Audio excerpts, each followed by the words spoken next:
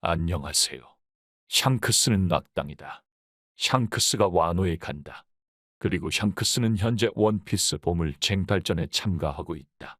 그러던 중 다시 나타난 사본은 한쪽 팔을 잃어버렸다. 그 모든 정보는 1054 챕터에서 나온다. 챕터의 풀버전 분석과 리뷰입니다. 1054 챕터 원피스는 제왕 불꽃이라는 제목이다. 1054 챕터 오프닝은 와노에서의 모습이다. 키네몬과 다른 사무라이는 누군가가 수도에 접근하고 있다는 것을 알아차렸다. 키네몬은 루피와 그의 친구들이 무슨 일이 일어나고 있는지 알게 하지 말라고 말한다. 그리고 나서 그들은 침입자에 대처하기 위해 떠났다. 요쿠게는 와노를 향해 계속 걸어갔고 그는 무슨 생각을 하고 있었다. 갑자기 레이조, 시노부, 이누아라시, 덴지로, 네코마무시, 가와마스가 요쿠게 앞에 나타나 그를 저지한다. 라이저는 요쿠교가 해군의 사람이라고 말하고 덴지로는 자신이 와노 밖에서 루피의 적 중 하나라고 말한다. 너희들이 와노 밖의 세계에 대해 얼마나 알고 있나? 천상의 용은 이 세상의 신이다. 너희 나라는 세계 정부와 제휴하지 않다. 특권이 없는 나라. 미안하지만 세상은 그렇게 돌아가고 있어. 라고 요쿠교는 말했다. 요쿠교는 자신이 힘을 쓰기 시작하면서 그들에게 말을 건다. 이어서 로쿠교는 땅에 손을 얹고 온갖 식물을 만들어 사무라이들을 공격하기 시작한다. 요쿠교는 이어 나는 바다처럼 모든 생명의 아버지, 숲의 힘을 가진 사람이다. 그것은 거대한 나무로 변했고 그의 가지들로 사무라이들을 공격했다. 사무라이들은 방어적인 자세를 취했고 요쿠교는 연설을 계속했다. 수없이 많은 사람들이 이 나라에서 죽을 수 있고 어떤 법도 깨지지 않는다. 너희가 할 수 있으면 와서 나를 말려라. 체포하기 위해 필요하다면 수천 명을 죽어버릴 거야. 라고 요쿠교는 말했다. 밀짚 모자 루피, 야마토는 사무라이들 뒤에 나타나 가나보로 요쿠구유의 머리를 쳐서 요쿠구유가 땅에 쓰러지게 한다. 야마토는 요쿠구유에게 그가 말한 모든 것은 용서할 수 없는 것이라고 말했다. 야마토의 공격으로 요쿠구유에게 치명상을 입혔는데 그는 그것이 강력한 하키를 가지고 있다고 말한다. 야마토는 와노쿠니가 카이도 정권에서 20년을 버텼다고 말한다. 이제부터 우리 나라가 자유로워졌다. 그 야마토는 아무도 그들의 세리머니를 방해하게 하지 않을 것이다. 류키는 야마토의 엄청난 힘을 느꼈다. 요쿠교는 야마토가 누구냐고 물었고 야마토는 카이도에게 아들이라고 말했다. 요쿠교는 야마토가 카이도의 아들이라는 것을 알고 놀랐고 모모노스케가 분홍색 용 모양으로 나타나는 것을 보고 놀랐다. 모노스케는 카이도가 그랬던 것처럼 불달이 무기로 요쿠기를 공격하지만 불은 나지 않는다. 요쿠기는 분홍색 용에 대해 들어본 적이 없다며 모노스케를 큰 나뭇가지로 묶었다. 야마토는 모노스케를 구출하려 했으나 모노스케는 그를 저지한다.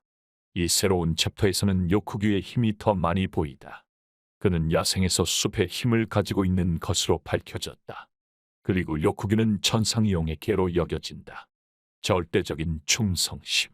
그러나 그가 결국 모노스케 편을 들 것으로 짐작된다. 이렇게 생각하는 이유는 일본 SBS가 요쿠기가 대단한 사람이라고 언급했고 요쿠기 해군사령관은 일본 문화의 신 오쿠니누시로부터 영감을 받았기 때문이다.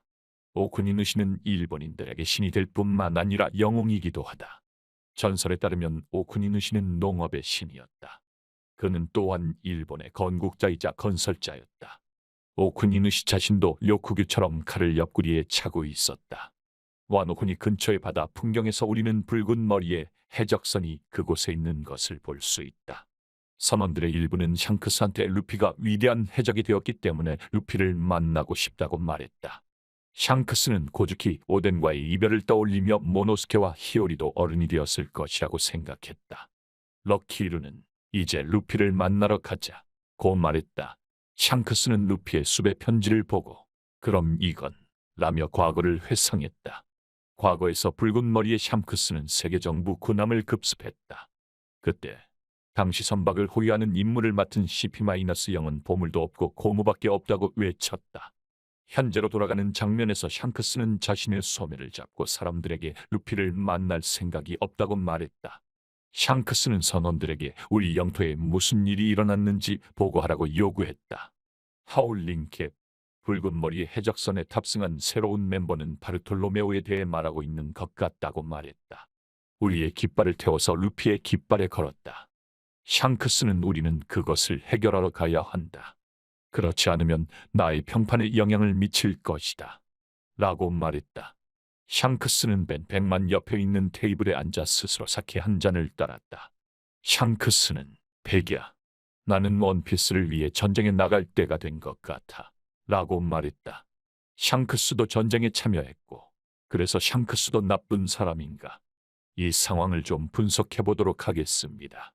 샹크스는 사실 체면에 신경을 쓰는 사람이거나 그가 보증한 마을을 약탈하는 다른 해적들을 막기 위한 것이다.